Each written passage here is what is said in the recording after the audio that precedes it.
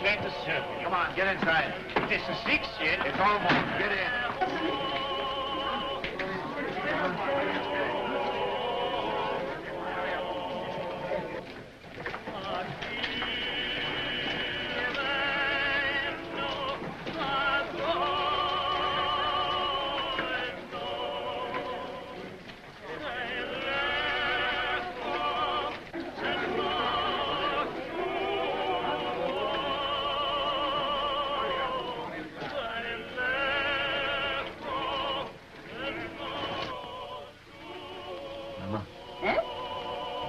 Locking up time.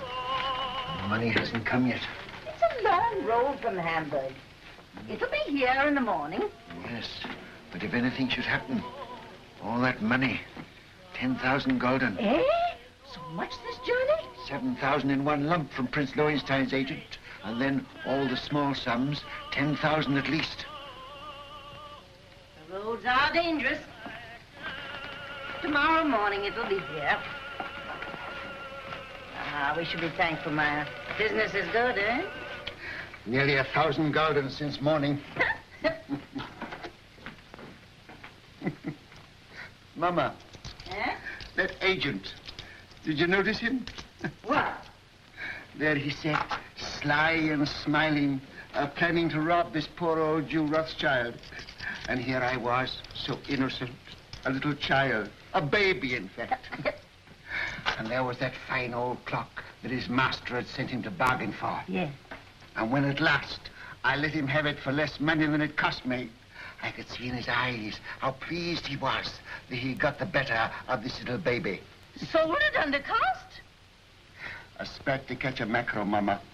He thinks he's so clever, and I'm so stupid. Always make them think they're clever.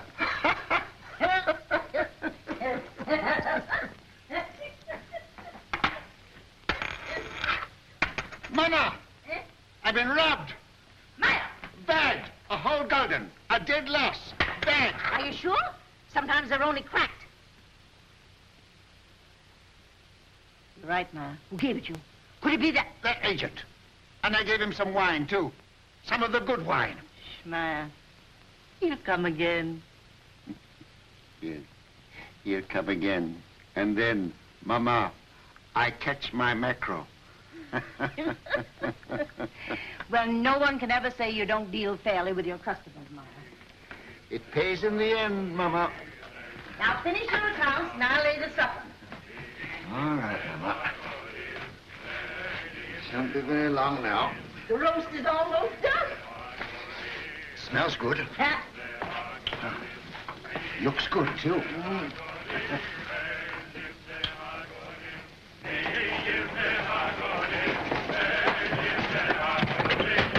Mama, quick, it's Nathan. Mama, the tax collector. Oh. Papa, the tax collector. He's down the street. Cut guard. The tax collector, boys.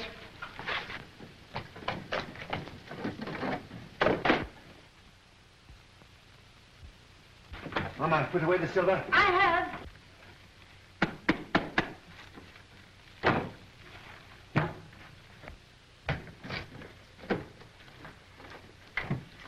Don't forget my account book. Oh, run away. What do you know about it? Everything that's in one collector calls. Take those hats off. Here, Mama. Yes.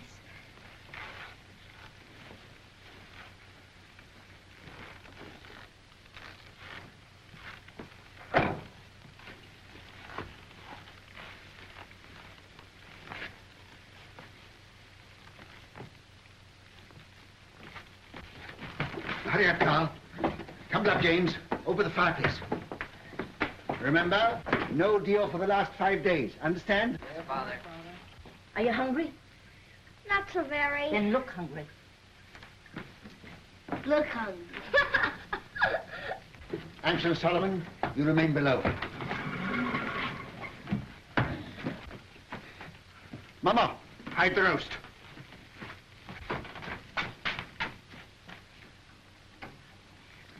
Get off, Dick.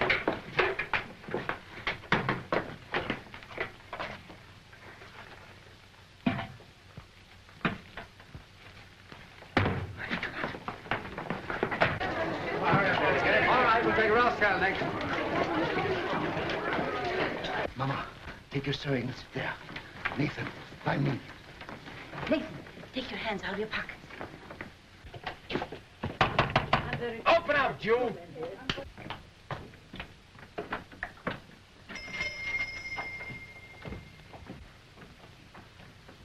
Who is it, Nathan? Now then, Rothschild, Why, it's my good friend, the tax collector. bring out your account book. Certainly, sir.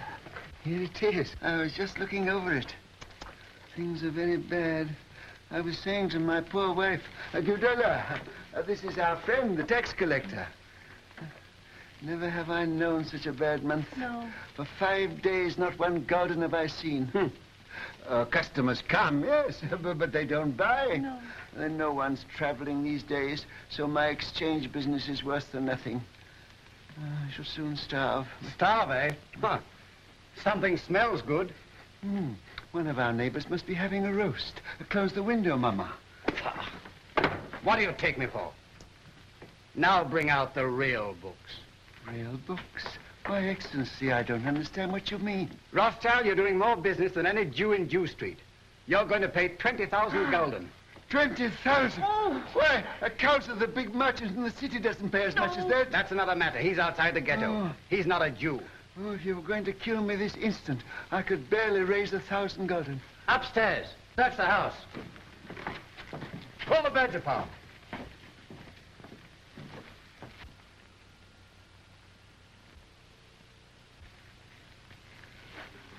I might perhaps raise 2,000 gulden.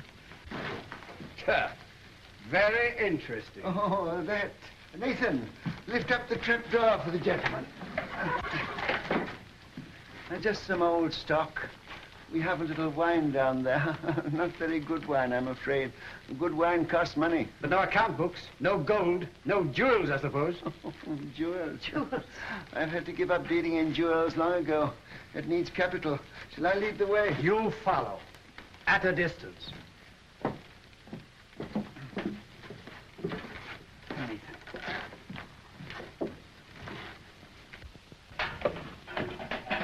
Stand up, Jew boys.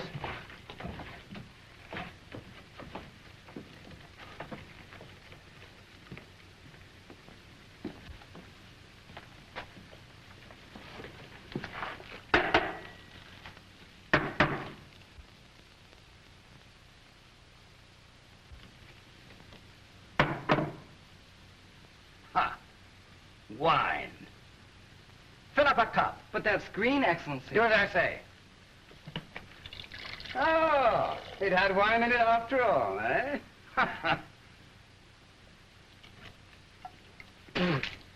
Slop. Yes, sir. That's what we drink. Ah.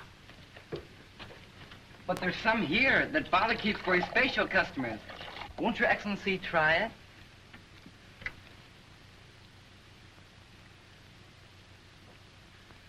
Ah.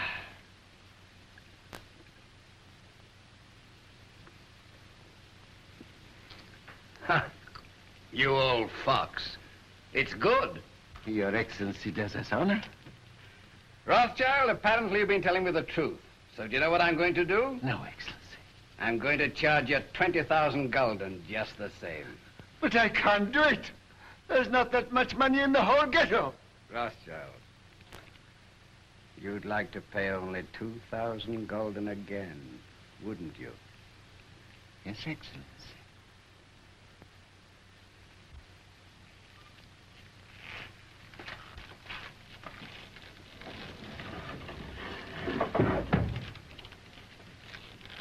Now, what would it be worth to me if I put you down for 2,000 this time?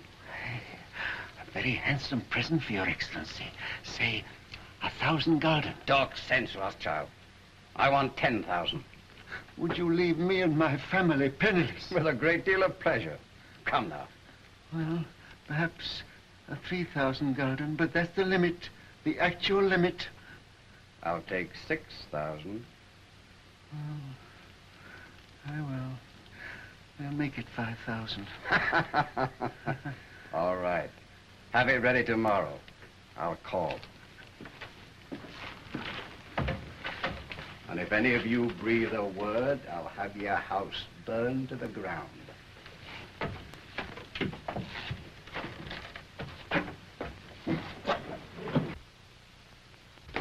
Boys, you did well. Nathan, you're a smart lad. That wine, Mama, you should have seen him. And after all, a 5,000 gulden isn't as bad as it might have been. No. But it is bad to have to pay away 5,000 gulden. Not as bad as having to pay away 20,000, Father. 6 o'clock, all Jews inside. Can't wait all night. Come on, let's get out of this den of... What? Should I go after him? I'll let him go. Mr. Rothschild! Mr. Rothschild! What's the matter? What's happened? The man who was bringing your money from Hamburg has been waylaid by the tax agents outside the city. What? They heard he was bringing the money to Jew Street. They might have killed him, but he got away. He got away with the money? No, they got it, Mr. Rothschild. They got the money. What? All of it? Yes, all of it. Do you hear that, Mama? Do you hear that, all of you? 10,000 gulden. Our money that we worked for. Why doesn't the Almighty strike them dead? Papa, don't get excited. It's bad for you. Now listen, you are young. Your lives are before you. You've got to fight. Fight for yourselves. Fight for our people. Mama, I have to cheat the tax collector before my own children. Do you think I want to do that? I live honestly. I trade honestly. I want to be honest with them. But they won't let us. We are Jews, taxed to death. Forbidden to learn a trade, forbidden to own land. They keep us in chains. They send men here to rob us. So work and strive for money. Money is power. Money is the only weapon that the Jew has to defend himself with. Oh, Mama!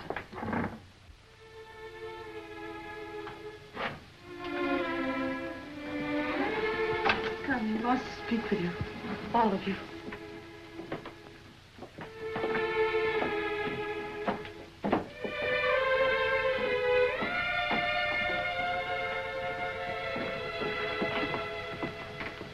We're here, Papa. All of us. My sons, when I go, I leave you in your mama's care. She is wise, far wiser than I, and good. Do always as she says, and you will grow rich. Come closer.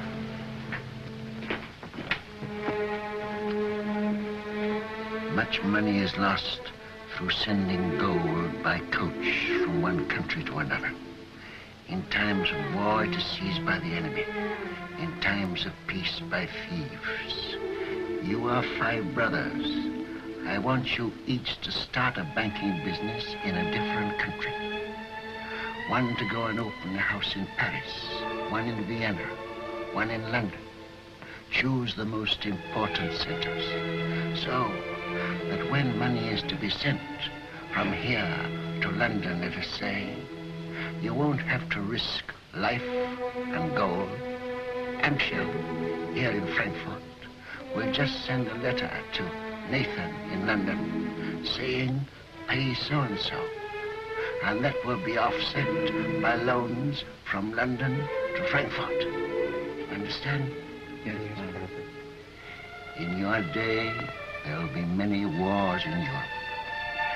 And nations that have money to transport will come to the Rothschilds because it will be safe. Papa, you mustn't talk anymore. The doctor... I'm giving advice to our sons, Mama, that the doctor cannot give.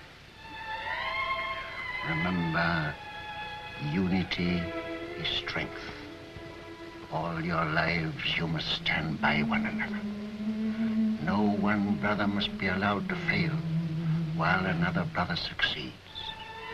Your 5 banking houses may cover Europe, but you will be one firm, one family, the Rothschilds, who work always together. That will be your power. And when that power comes, remember the ghetto. I shall be here. I shall never leave the house where they were all born. And remember this before all, that neither business nor power, nor all the gold in Europe will bring you happiness till we, our people, have equality, respect, dignity, to trade with dignity, to live with dignity, to walk the world with dignity.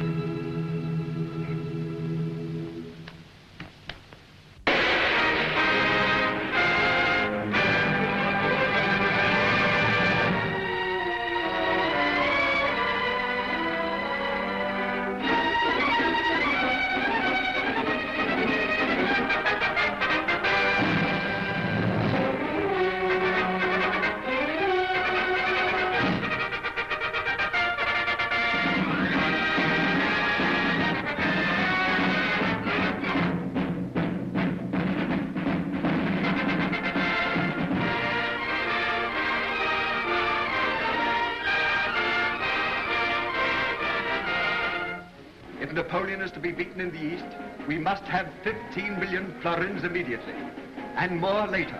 I think it can be done, Prince Metternich, but I shall have to consult with my brother Nathan in London.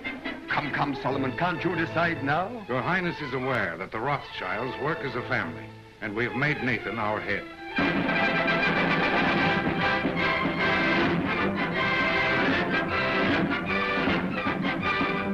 The Rothschild. There can be no peace in Europe as long as Napoleon controls Italy. 16 million ducats as soon as possible. If your Highness will keep the utmost secrecy, I will endeavor to obtain the consent of my brothers.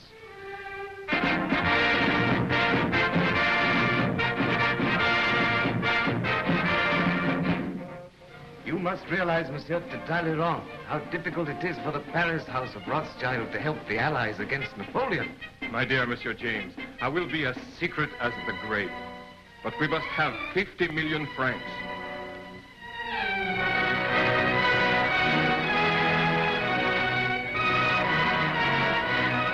Your visit honors our house, Count Ladrums. Quite aware of that Alfred Rothschild. I wish no one to hear of it. Only necessity brings me here. The armies of Napoleon are already in Prussia. We've got to have 5 million gulden to drive them out. I will consult my brother. Ah, that's nonsense. It is an unbreakable rule, Your Excellency. The House of Rothschild never participates in a deal of this importance without the approval of all the partners. When that is impossible, my brother Nathan in London is permitted to make a decision.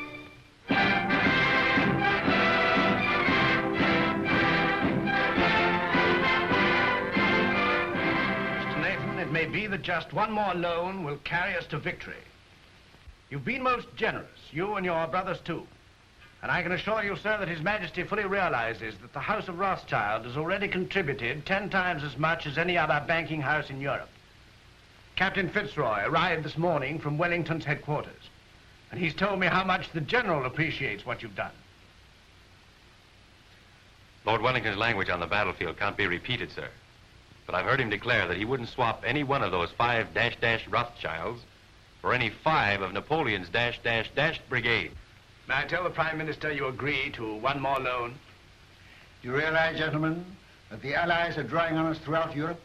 It's money that wins wars. It's money that makes wars. With £5 million, we can hold Napoleon at bay.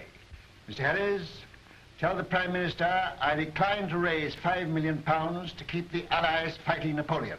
I'm sorry. But you can tell Lord Wellington that the 5 -- Rothschilds will let him have 10 million if he'll guarantee to smash Napoleon. Oh, excuse my hat, gentlemen.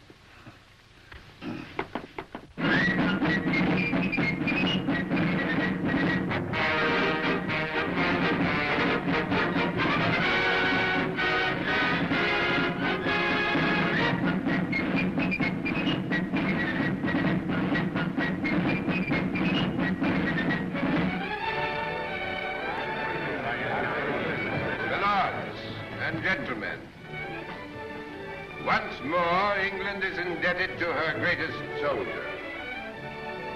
It is my privilege as Prime Minister to thank him on behalf of England for his glorious achievement.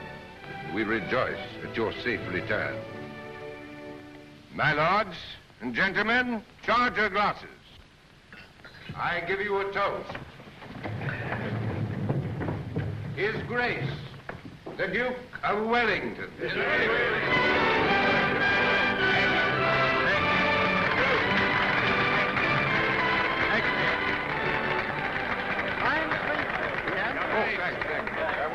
Well, that's over. Empty. Who's got some snuff here? Yeah. England's the greatest soldier. Yeah, that's all right. May I shake your hands, Your Grace? Thank you. Yeah, here he is. Why wasn't Rothschild here?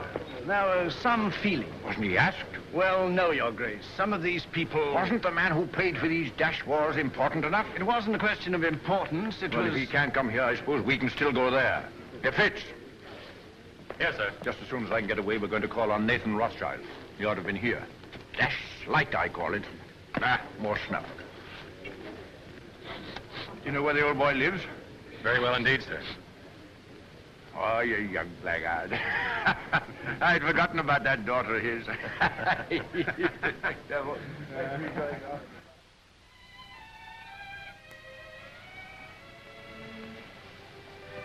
Darling, No, I'm not sorry.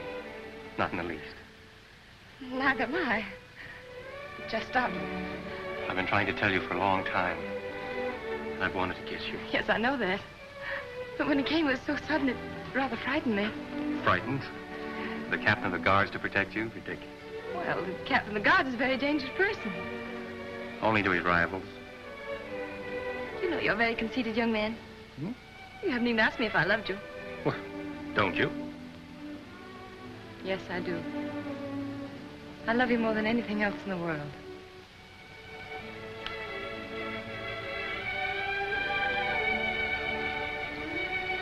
And then tonight, after I've tucked the Duke into bed, I'll call on your father. My speech to him is all ready. I've rehearsed it not less than 1,000 times. To trees at night, to guns, even to horses. I haven't gotten a refusal yet. I'm afraid it's not as simple as that. Some of those horses were pretty difficult customers. It's no use, darling. You're just dodging the real reason. You're being sweet and thoughtful again. But you're not making me forget that you're a Gentile and I'm a Jewess. Think of the shock to our families. This is no longer a family matter. Spitz and Julie.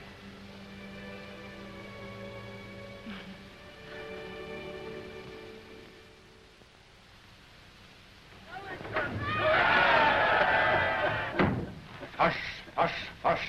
I've had that crowd at me heels all day. If they had any sense, it's you they'd be following around, not me. Oh, we Rothschilds have had just as big crowds following at our heels in Frankfurt, but not with cheers. Well, I'll cheer for you, gladly. And I hope one day Europe will realize she owes you something more than money.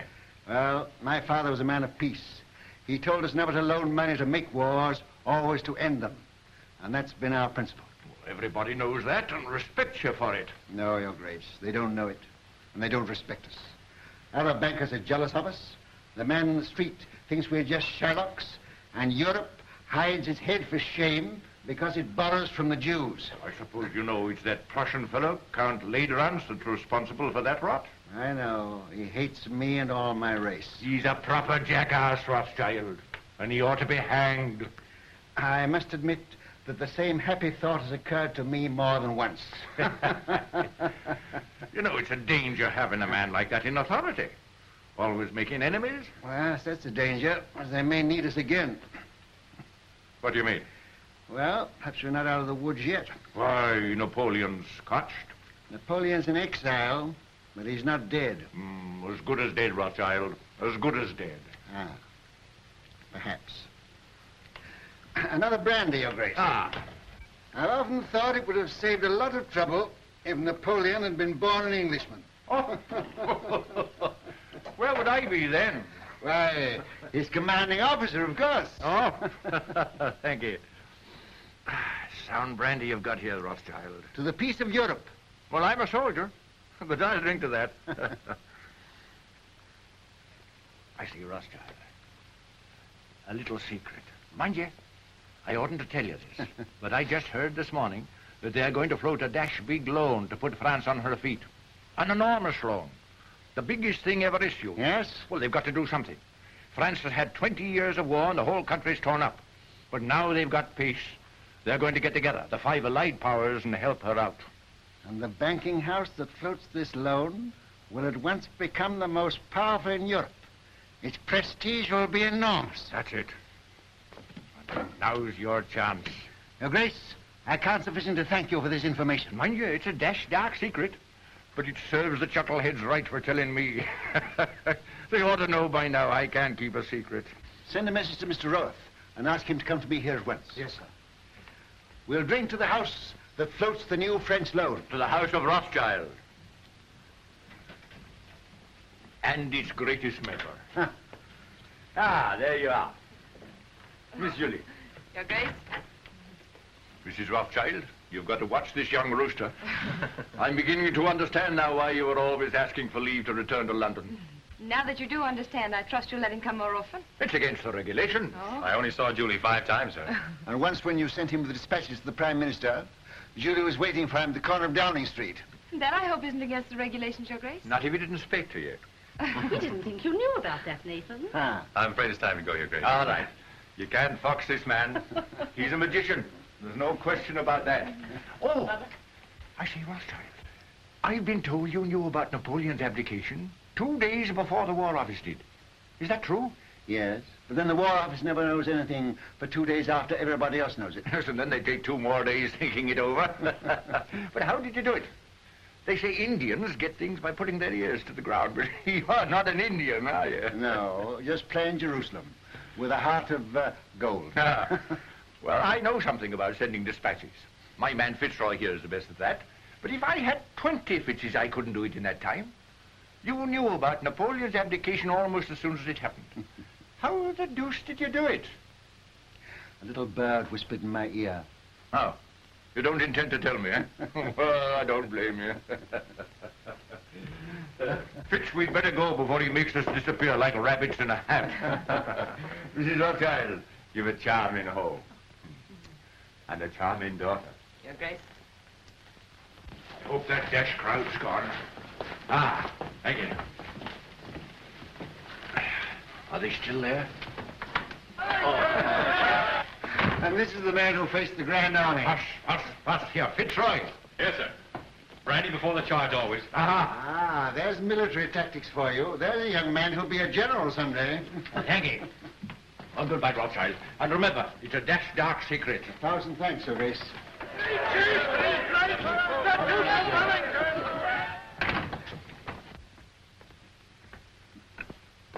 There he goes, longing for the peace and the quiet of the battlefield. Yes, sir. Mom, I ought to be very happy, but I'm not quite. What is it, dear? Fitz says it's nobody's business but ours, just his and mine. But it's his wretched family I'm thinking of. You know, Mother, nearly all of his aunts are duchesses and countesses, and oh, I'm so afraid they'll turn up their noses. He doesn't object to our money, I hope. No, he says he's willing to overlook that. Oh, I'm glad to hear that. Father, please don't think of Fitz like that. Please don't. You're hurting her, Nathan. Isn't that rather cruel? Oh, no, it's my fault. I never told Father I really cared as much as I do. And you didn't either of you think I knew. We businessmen are not supposed to notice unimportant things like daughters and wives. You should know better than that, Hannah. Well, I knew she loved him, but we thought we'd tell you when you got to know him better. Julie, you know the tradition of our family. A Rothschild to marry a Rothschild. But I wasn't a Rothschild, Nathan. No, but you were Hannah. And you were one of our race. That's what frightens me, Mom. These dreadful prejudices. Could we bear it? Could Fitz bear it? I won't pretend, Julie, that I wouldn't rather you married one of your own people. It's a cruel barrier. Yes. But the world's changed a bit, especially in England. There's no Jew Street here.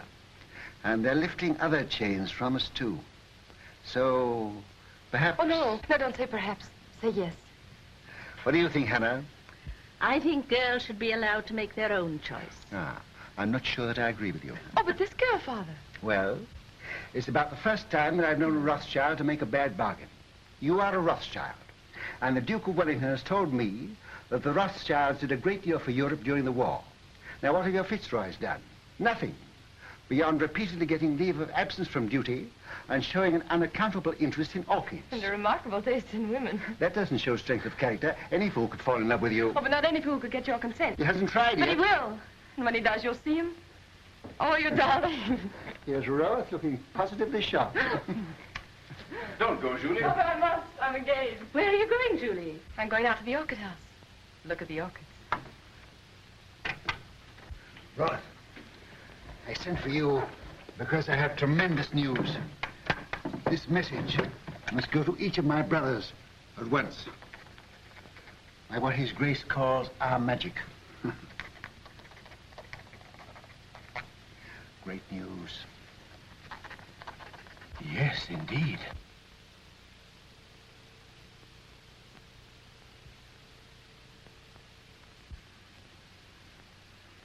Let me have the earliest possible dates on which all private loans can be recalled.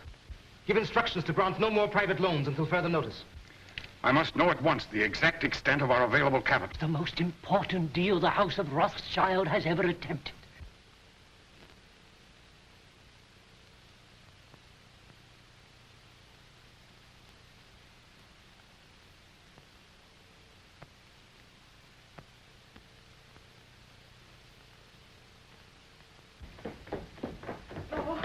Let me look at you.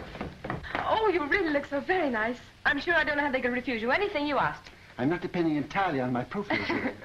Where's my hat? Oh, the carriage hasn't come yet? I'll take a hack. That's what I like to do. It always makes me feel so independent.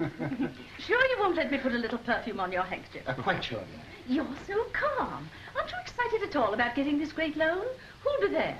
Representatives of all the big banking houses in Europe. Baring will be there, of course. And the ministers of the countries interested, I suppose? I suppose so. Ladrance representing Prussia, Metternich from Austria, and the rest of them. Still, you feel pretty sure, sir, don't you? Sure of half of it, anyhow.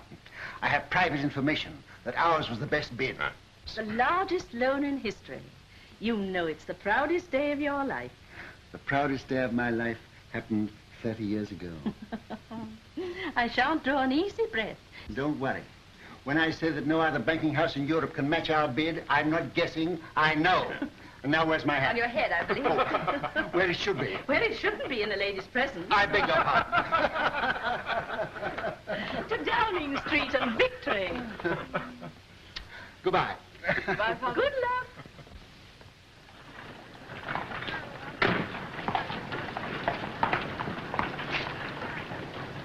Thank you, sir. But, Mr. Rothschild, even your daughter, Miss Julie, pays me more than this, sir. Miss Julie has a very rich father. I haven't.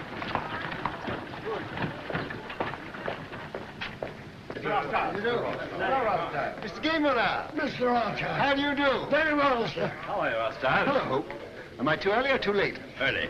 They're still in the conference room. My lords and gentlemen.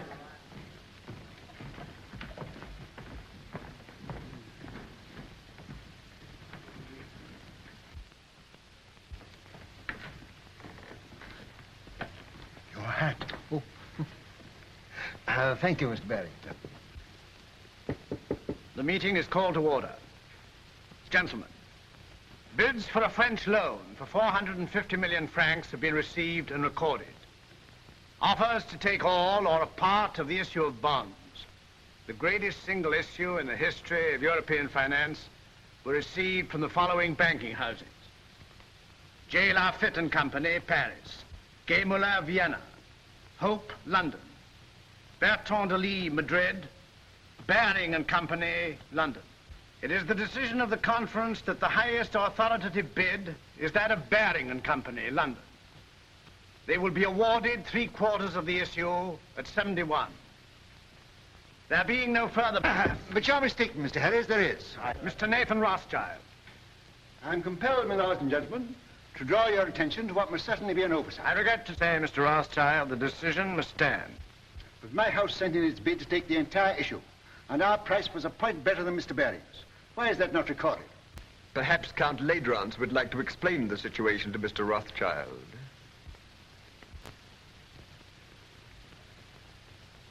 Your Excellency. Your bid was received, Mr. Rothschild.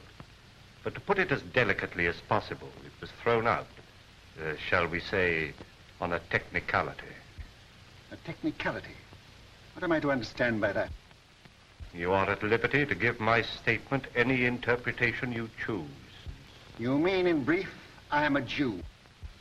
Likewise, in brief, I do.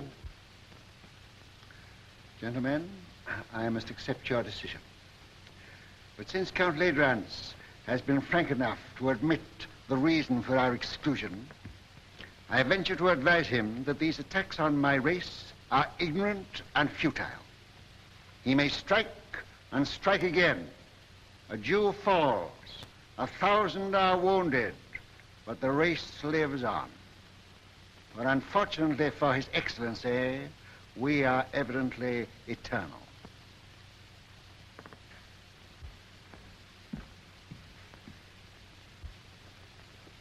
Mr. Harris, you say that Barings take 3/4 of the loan. May I ask who takes the other 1/4? That is being taken up by Count Ledrans, Prince Metternich, Count Talleyrand. I see. A family party. Good day, gentlemen. Your luck is out, Mr. Rothschild.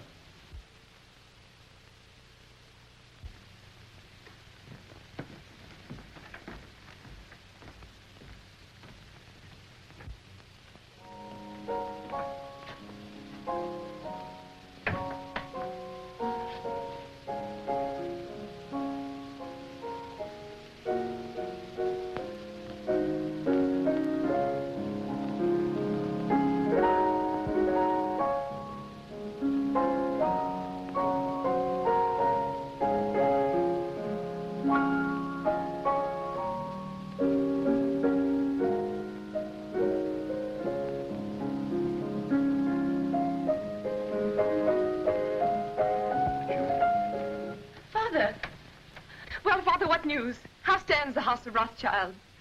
Well, they've been throwing stones at it. And I'm afraid some of the stones went wild and hit you, Julie. What do you mean? I've just come from a meeting of men in society, the kind of society to which Fitzroy belongs. And they stoned me because I'm a Jew. Fitzroy isn't that sort. Julie, you must give him up. Give him up? I can't. I know best. But you don't love him, I do. Will he continue to love you? Father, this isn't like you. You've always fought for what you wanted and got it. Well, perhaps I'm a fighter, too. This fight's been going on for 2,000 years. But things are changing. You said so yourself. I was a fool. I thought we'd swept away these prejudices, but I was a fool. Fitz knows what he's doing. We've talked this thing all over. We're ready to face the consequences. While you're young. But what are the years to come? There's no one else in the world for me but Fitz, and I won't give him up. Well, Nathan, what is it?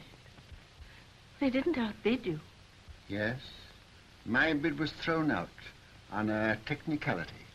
A technicality? Because I'm a Jew. But they did me a great service. They showed me just how they were going to behave to Julie if she married into their set. You'll do as I bid you. I'll try, Father. Nathan, what have you said to her? You can't ruin their lives. No, I'm going to save them. Hannah, she mustn't continue to see this man. You must get her away. But where? Take her to Frankfurt and take her at once. Excuse me, sir. I heard the result of the meeting and came to offer my sympathy. Oh, thanks. If you have any spare sympathy, you might keep a little in reserve for Baring, Ledrans and Company. I don't think they need it, sir. No, they may later. Do you realize that Ledrans, Metternich, Talleyrand, and the rest of the party are taking 1/4 of this loan without a penny between them? But they'll make millions on the rise. Ah. He's tired. Perhaps I'd better call again later. Ralph? Sir. If you could buy government 4% bonds at 60, would you pay 74 for them? No, sir. Would you, Hannah? Goodness me, no. I thought not. Nathan, what's in your mind? Murder. Hannah, I'll tell you exactly what's in my mind. And this may interest you, too, Rolf. Baring and those others headed by Ledrans I've taken this new loan at 71. On the first of the month, they're going to offer it to the public at 74. It pays 4%. But there is already in existence a previous government bond which also pays 4%, of which we have a large holding. Yeah. This bond is now selling at 73. Hannah says I'm tired, but I'm not too tired to realize that if the public can buy one government bond for 73, they won't buy a new issue bearing the same interest for 74. That's true, sir. But Baring and the other bankers will run up the old bonds, and when they rise to about 75... I know what you're going to say. They'll make the old ones rise, and then launch the new ones a point lower, and the public rushes in. Quite so, sir. But suppose there is no rise. Suppose somebody pricks the balloon and it doesn't go up. Suppose before they can run it up, somebody else begins to run it down. Suppose by the first of the month, these old bonds now selling at 73 should fall down to 63. Then they couldn't possibly launch the new loan at 74 because nobody would buy it. No. And Baring and Ladrans and his little band of bankrupt brigands will wait for it to go up. But suppose instead of going up, it still goes down. To 55, to 50, to 45, to 40, why, they'll never be able to launch the loan at all. And by God, that's where it's going.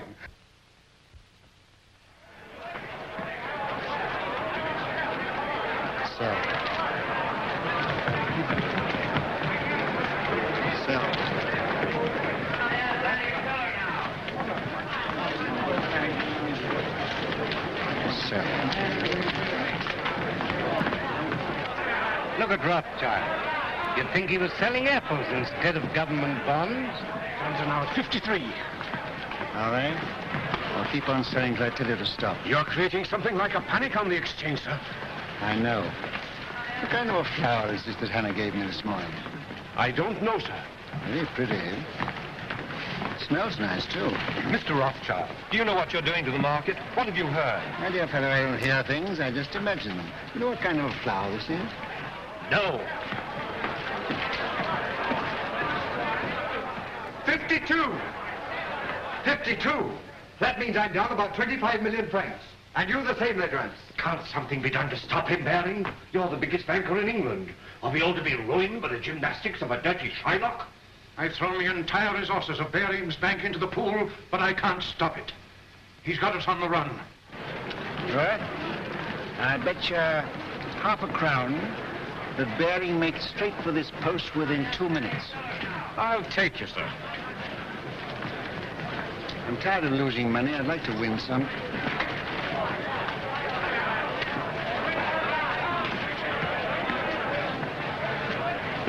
You're a magician, sir. Here he is. Mr. Rothschild, I don't have to tell you this is nothing less than slaughter. You know my position. I'm responsible for this new issue at 71, and you're making it impossible for me to put it on the market. We are both bankers. You knew I ought to have had a share of this loan. Why did you shut me out? Certain pressure was brought to bear on me. Ha! Ladrans. Well, yes. Then let Ladrans speak for himself. All right, Mr. Baring. I'll come. I'll follow you.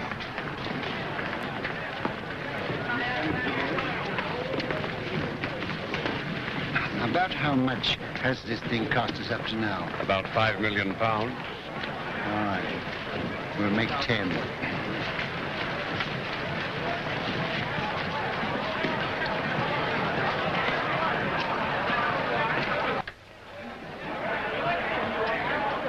I hope I haven't kept you waiting, gentlemen, because I know you must all be very busy. We sent for you, Rothschild, to make you an offer. You resent being left out of this loan. Mr. Baring, as you know, holds 3/4 of it. He is prepared to part with half of that to you. Will that satisfy you? What about the other quarter? That, as you know, is held by us. Oh, yes, you bought it at 71. Well, we're responsible for it. You bought it at 71. It was allotted to us. And not against your will, I hope. Certainly not. So you bought it at 71. What do you mean, bought it? Can you pay for it at 71? You know perfectly well that no one is prepared to pay in full for an entire issue. Were you prepared to pay anything? Could you have stood a 10-point drop? No. You took it for a rise. You're financially irresponsible, the whole lot of you, except Mr. Baring. Well, I know just how much money you've got, each one of you. And if I like to hold down the market till after the first of the month, and I can, you're all ruined and dishonored. including Baring's Bank. Now, I'll rescue you on one condition. That you pass me the entire issue at 68. That's impossible. Now, what excuse can we offer to the public? Just say it was found necessary. On what grounds? Oh, on a technicality. No. Very well. Wait, please. We have to deal with Mr. Rothschild. Under the circumstances, I consider his offer a generous one. And as the head of the House of Baring, I insist on Mr. Rothschild's terms being accepted. What? Are you going to take it off our hands, Rothschild? That's uncommon good of you. Viscount Road. Are you also on the preferred list? Yes, but I much prefer to be off of it. Well, we've no choice. I accept. I say yes without hesitation. Complete advance? Very well. To save time, I had this little contract drawn, which I shall ask you gentlemen to sign.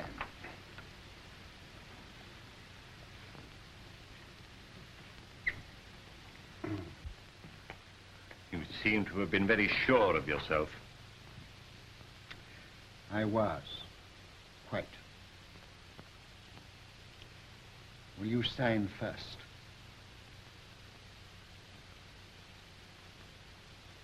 $49.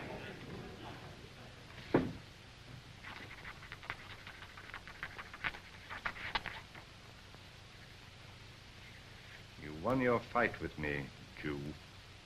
But remember, victory may be bought too dearly.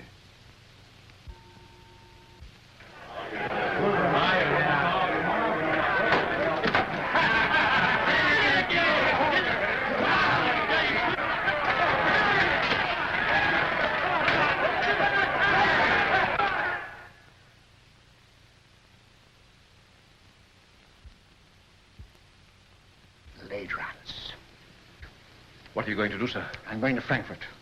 I'll leave within an hour.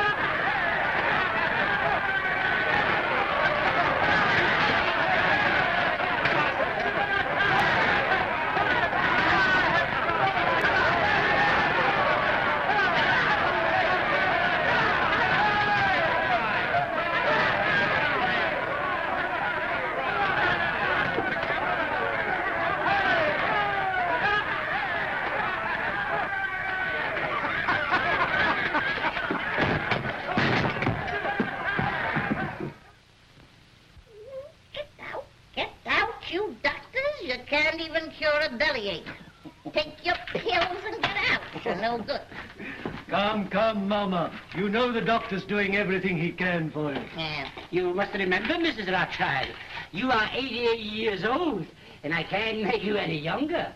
I'm not asking you to make me any younger. I'm asking you to make me older. She's better. She's insulting people. There's nothing the matter with her.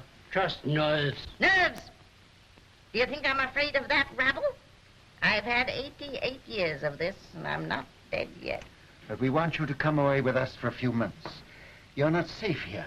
I was born here, and I'll die here. And that won't be soon, either. I'll live a dozen years yet. Nathan, you ought to know enough about bargains to know the Lord isn't going to take me at 88 when he can get me at 100. Well, Nathan, what's brought you here all of a sudden? He came to see his wife and family. What have you been doing that girl of yours? She goes mewing about like a cat that's lost her kittens. She needs a change. She needs a husband, that's what's the matter with her. What about one of the Goldschmidt boys? I'm afraid Julie has ideas of her own. Then leave her alone. She's no fool.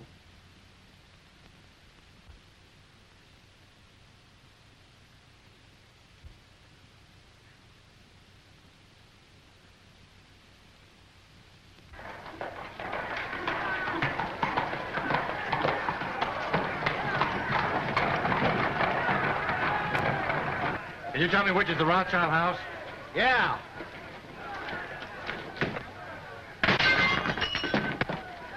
That's it.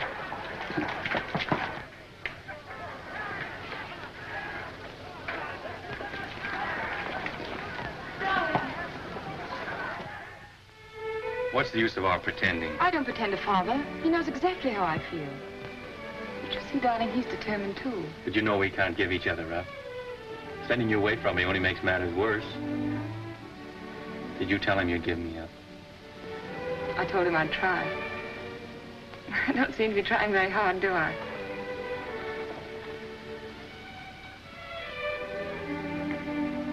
Let me look at you. How long did it take you to get here? How long have you been riding? I left yesterday morning. How'd you manage? I asked Nosy for leave. Who's Nosy? That's what we call the Duke behind his back. Oh. I think he guessed where I was bound for. Anyhow, he said yes. Of course, I'd no idea your father was here. No, of course not. What are we going to do? I'm going to see him and have it out. Fitz. Oh, darling. Won't you see this through with me somehow? I've got you and I'm going to keep you.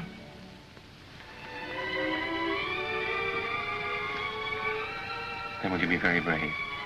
A soldier. And wear this ring. Oh, yes. It's one of those family things. My mother wore it. Oh, it's lovely. What's the meaning of this? Father, Fitz has only just arrived. I saw him and brought him in here. Does your mother know? No. Now, nobody knows but us. Why are you here? You knew my wishes? I came here for the same reason you did, sir. I heard there was trouble and Julie was in danger. Go to your mother. I'd rather stay and hear what you have to say to Fitz. Please go, Julie.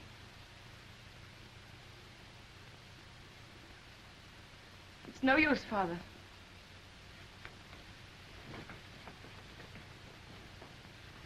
I had a good reason for keeping you and my daughter apart. I desire that you respect my wishes. If Julie weren't agreeable, I wouldn't be here, sir. But her happiness is involved as well as mine. Unfortunately, we differ as to where her happiness lies. What has changed your attitude toward me, sir? Captain Fitzroy, I doubt whether there's a single man in London today who would suspect me of being a sentimental fool, which apparently I have been. But fortunately, I have a certain amount of common sense, which sometimes comes to my rescue. You'll please understand that your attentions to my daughter are objectionable to me. What is your objection? You're not of our race. That's an objection I think you might have raised a great deal earlier, I sir. was a sentimental fool. Walk through this ghetto. Go into the Jewish quarter of any town in Prussia today, and you'll see men lying dead. Julie's people killed by your people for but one crime, that they were Jews. Now do you understand? I'm sorry, sir, but I still love Julie. Julie is a Rothschild, and she'll not marry without her father's consent. Good day.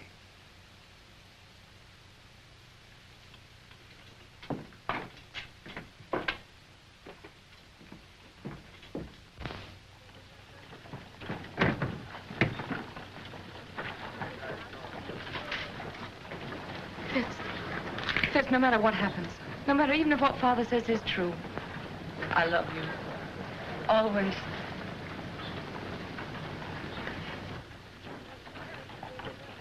The Jews of Prussia know that this uprising is the direct result of your quarrel with Ladrans, and that has made them bitter against you.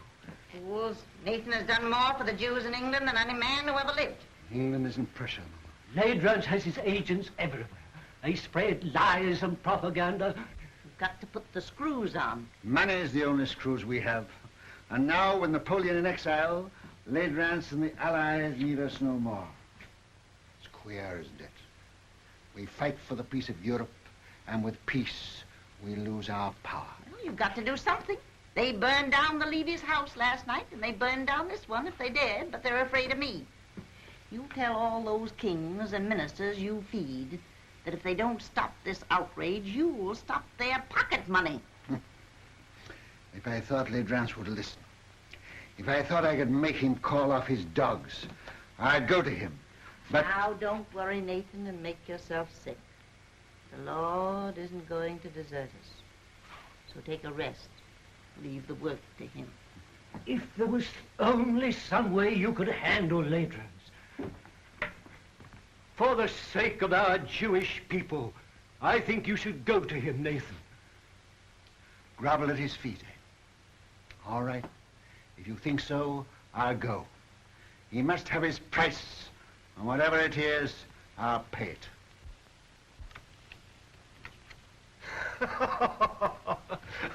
I'll make you gentlemen pay for your wine. The cards seem to favor you tonight, Your Excellency. Well, they should. They're my cards. Colonel, any news? Good news, Your Excellency. Dresden, entire ghetto reduced to ashes by fire. It is estimated that 5,000 Jewish refugees crossed the border into the Netherlands. I have dispatched 3 agents to The Hague to stir up the populace there. Frankfurt. The citizens stormed the ghetto and fired 2 houses. A serious pogrom was prevented by the arrival of the Civic Guard. Who ordered out the Civic Guard? The Burgomaster, but he won't interfere again. We've explained Your Excellency's campaign. That's splendid news, Colonel. I have still better news for Your Excellency. Yes? Nathan Rothschild is in Frankfurt. He arrived from London last night. If he tries to leave, I want him arrested at the border and brought to me here. Yes, Your Excellency. Upon what grounds? Make your own grounds. Yes, Your Excellency.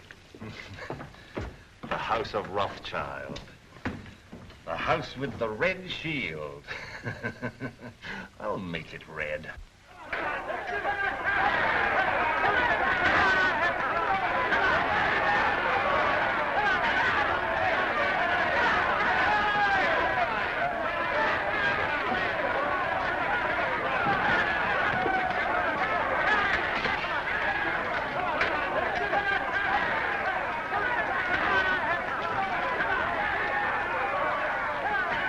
That's him, the one in the heavy coat.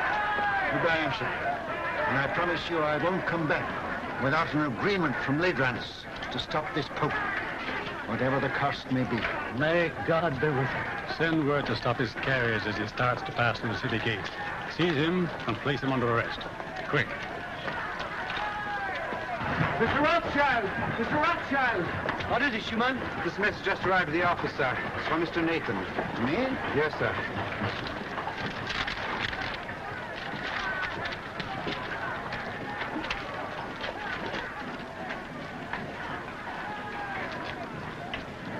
What is it? Napoleon has escaped from Elba. The French are rallying to his banner by thousands. This means war. Another war. Now you can go to Layton's. Now he needs you. And we'll have to see him. No, I won't go to Ladrans.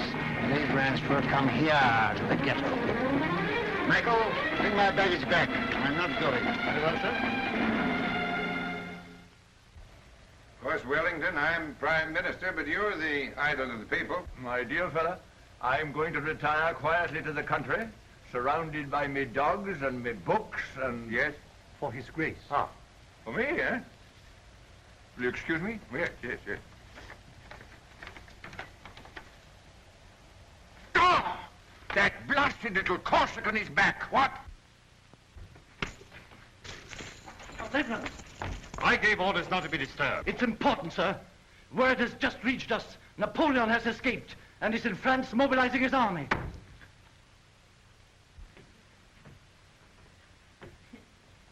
Mama, dear. Yes? My, you're walking just like a young girl. Well, boys? Come here. Let's have another look at you. Well, you're all growing up, aren't you?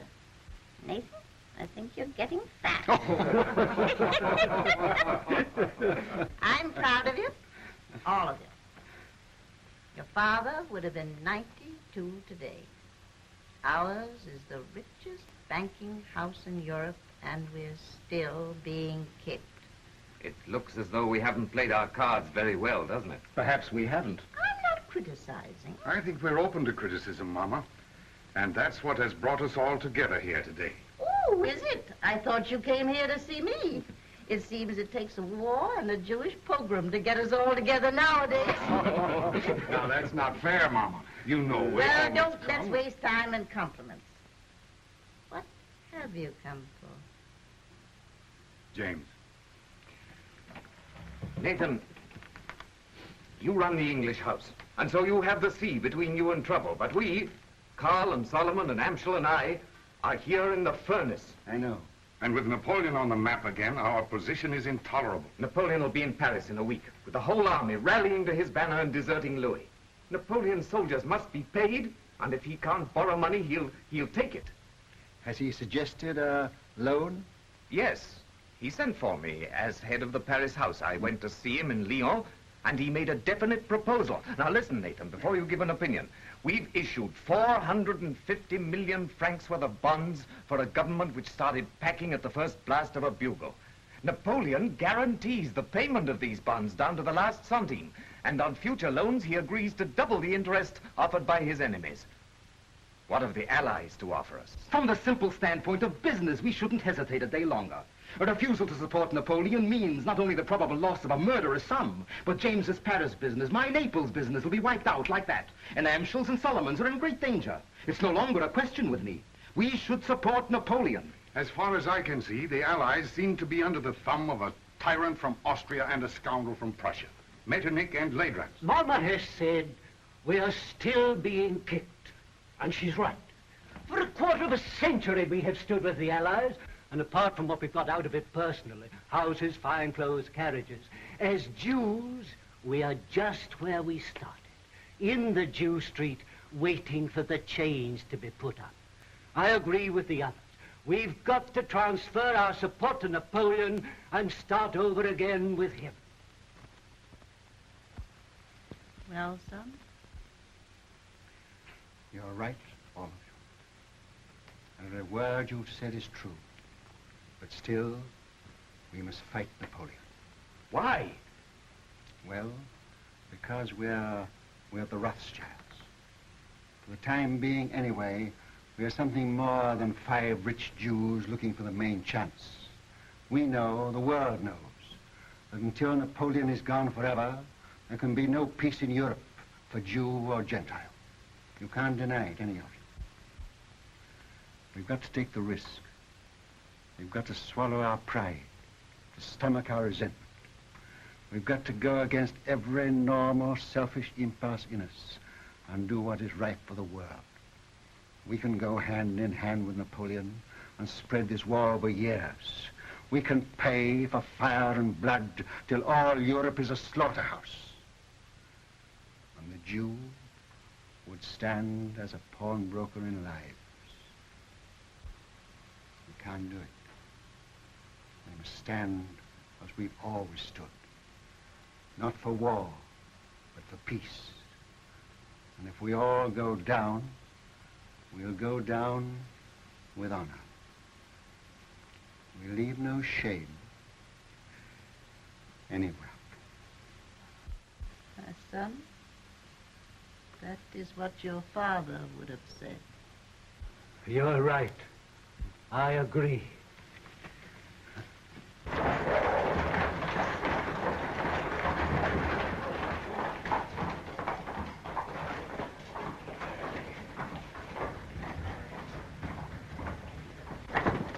The house with the red shield, Your Excellency.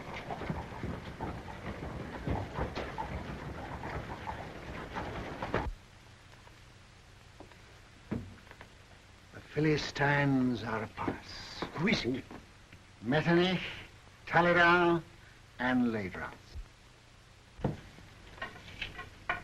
Who could that be, the tax collector? Something very like it, Mama. Is Mr. Nathan Rothschild here? Your Excellency will enter.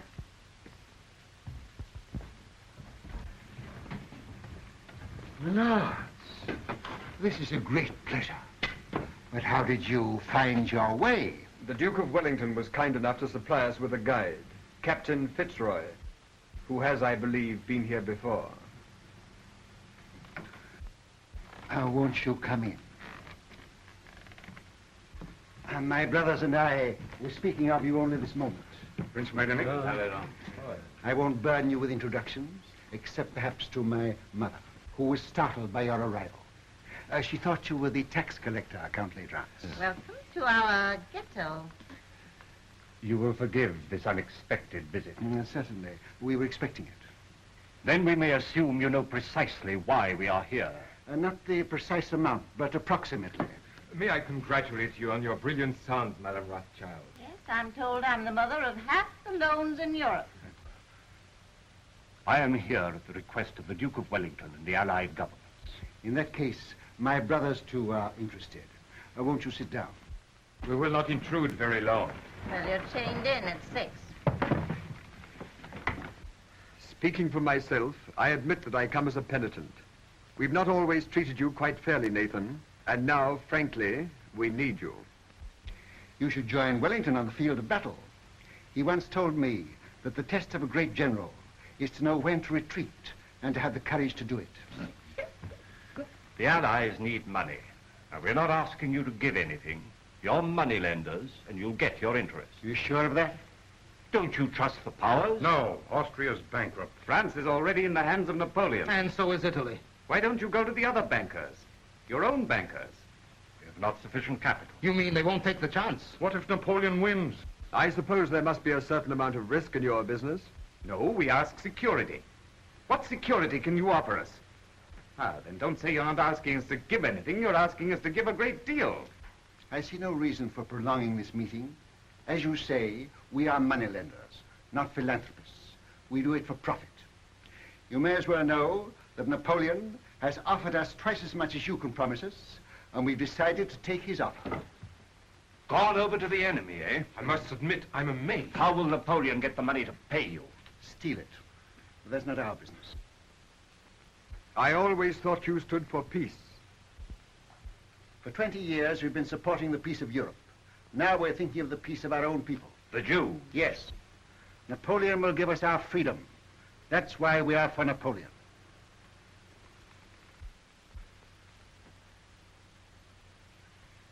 Is that your only reason for deserting the Allies? I resent being cross-questioned by you, Count Ledrans. I think His Excellency was about to make a proposition. Oh. Well, if we gave you all the freedom that Napoleon could give you, would you then be willing to sacrifice the financial advantage of his offer? Count Ledrans, we are moneylenders. Come, Nathan, after all these years... What do you offer? What do you want? Brothers, may I speak for you? Yes, of course. We require an agreement, a treaty, signed and guaranteed by your governments, giving to our people absolute freedom.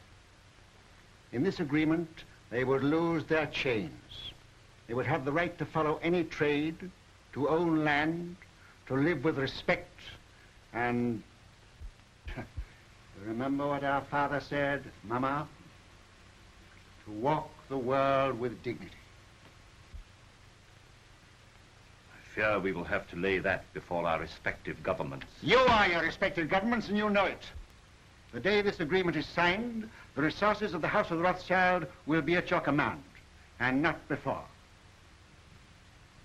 Very well, we accept.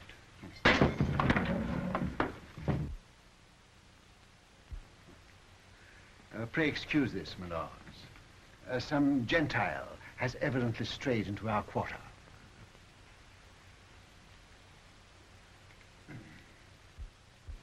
Goodbye, Granny. Goodbye, my precious.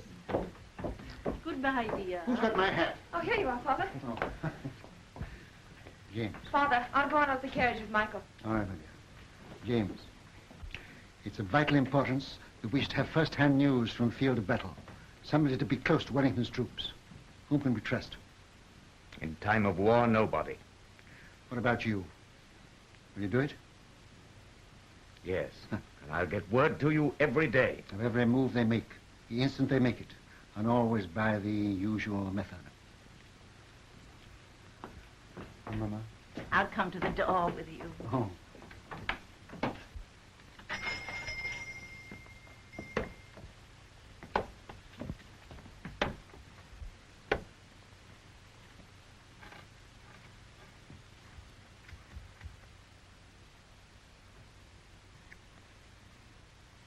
won't let it be a long war, will you? It shall be just as short as our money can make it.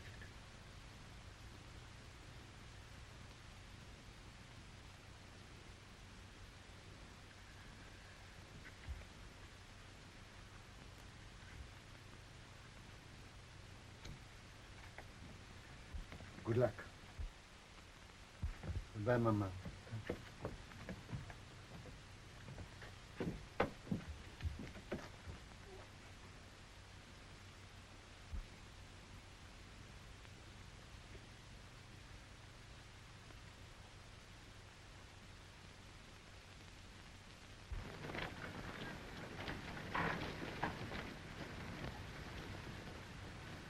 It's a horse, dear.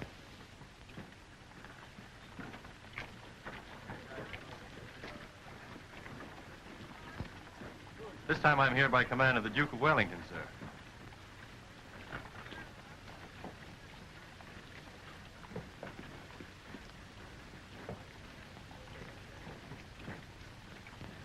Give me the ring quickly.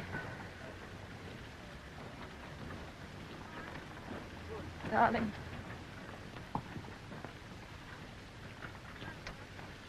Well,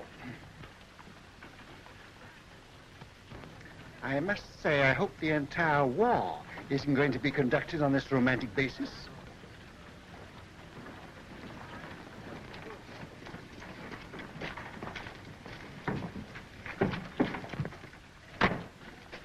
Seven Fitzroy, I give Napoleon 100 days, no longer.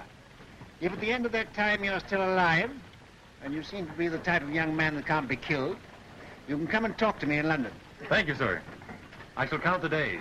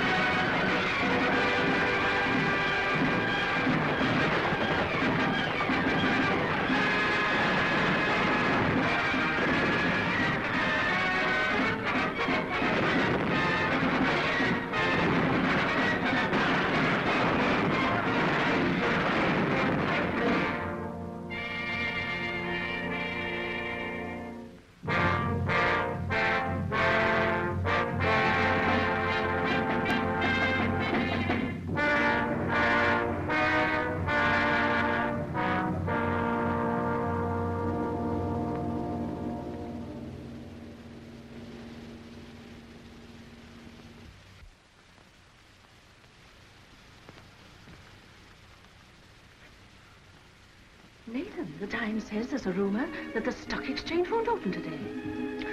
I wish it were true, but it isn't. Hannah, sit down. When people become rich, very rich, they have grave responsibilities. I know. I mean moral responsibilities that come with money, that poor people never know. Yes? Could you bear to be poor? Really poor? I'm asking you now because tonight may be too late. Tell me what you mean. I'm buying on the stock exchange when everyone else is selling. I'm risking everything we have to save the credit of England. I'm sticking to the bargain I made. But things look bad for us, Hannah. Very bad. Are you doing what you feel you should do? Yes. Do what you think is right. And if you fail, I'll love you all the more.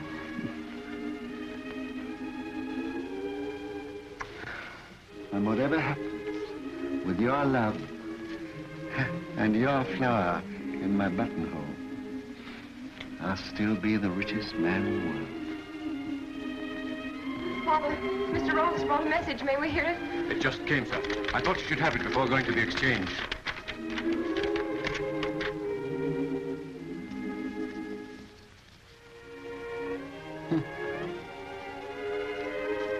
Napoleon has thrown entire Grand Army against Wellington. James. Worse and worse.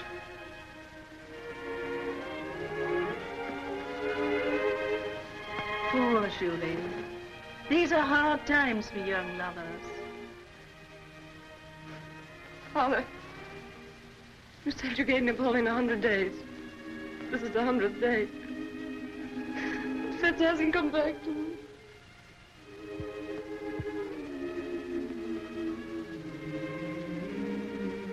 Remember, I'm a magician. My day may be over, but I know there's a message of love and hope on its way for you.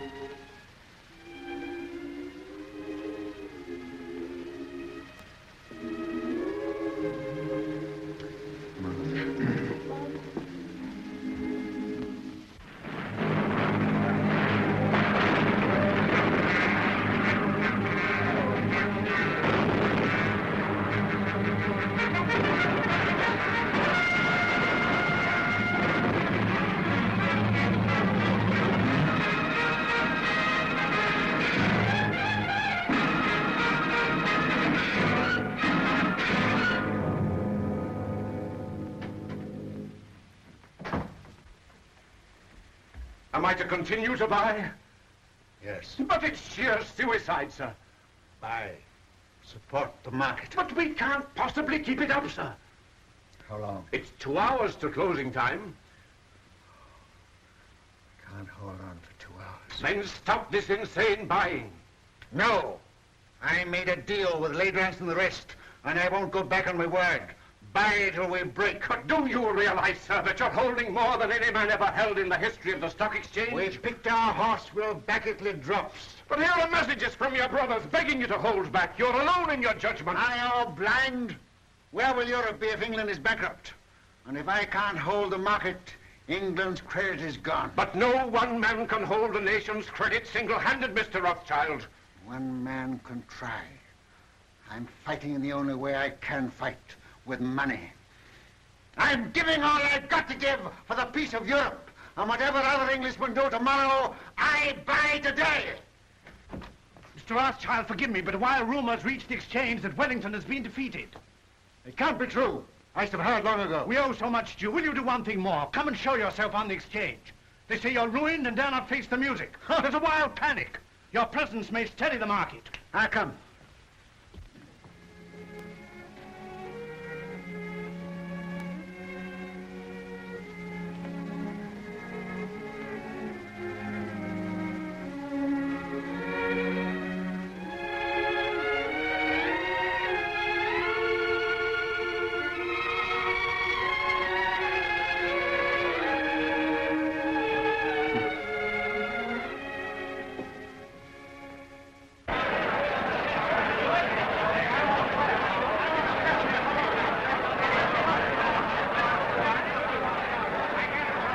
Too late, Mr. Rothschild. You backed the wrong horse this time. Rothschild, you've lost your luck.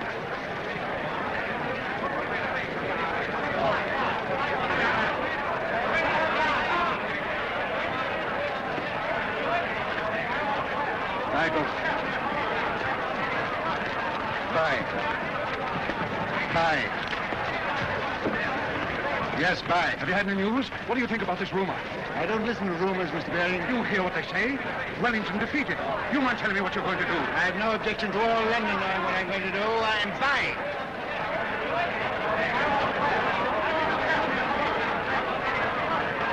Mrs. Rothschild asked me to give you this. Did she come here to the exchange? Herself? Yes.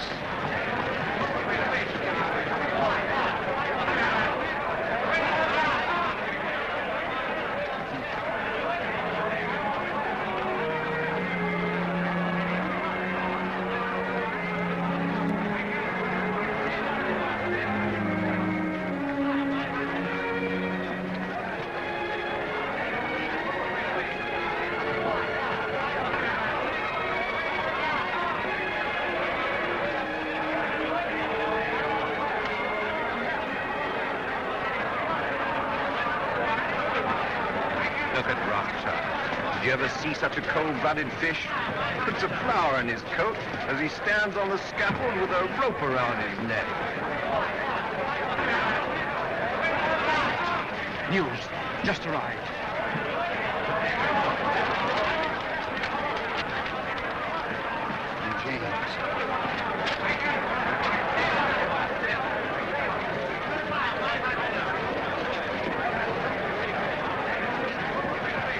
Britain victorious at Waterloo. Napoleon defeated. The war is over. Gentlemen, listen, listen. I have news. News from Waterloo. Napoleon is beaten. You've been overfine. Don't play tricks on us. It's Waterloo. It is true. Wellington has won at Waterloo. Where? How did you get the news? Yes, how did you get the news? I carry a pigeon. My pigeon post from the battlefield. Now you know our secret. Now will you buy? Buy with every security you have. Buy without security. Buy with your clothes on your back. Buy.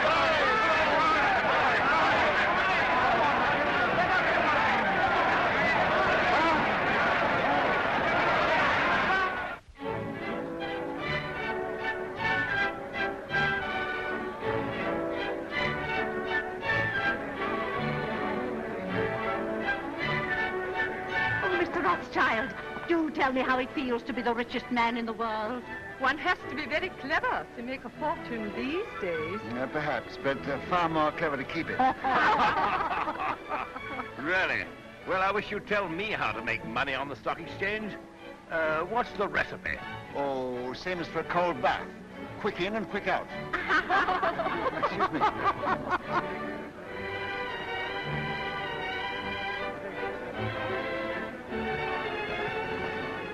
Take your hands out of your pockets. Hannah.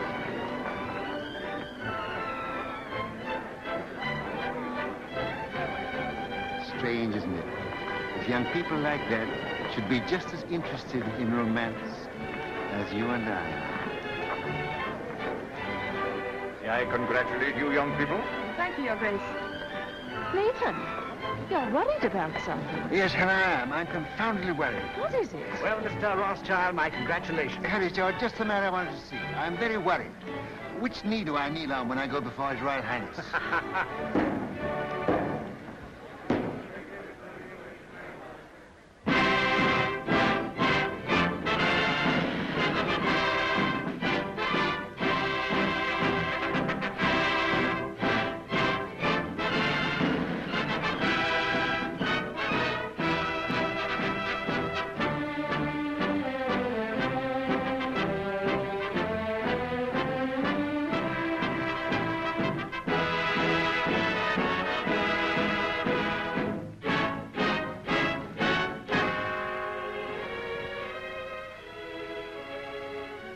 England is deeply grateful to her adopted son, who by his generosity and courage played so large a part in bringing victory and peace to Europe.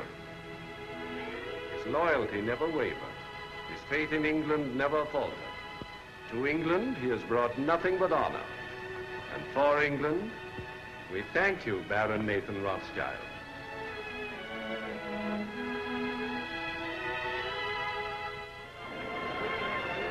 Hannah, I used the wrong knee.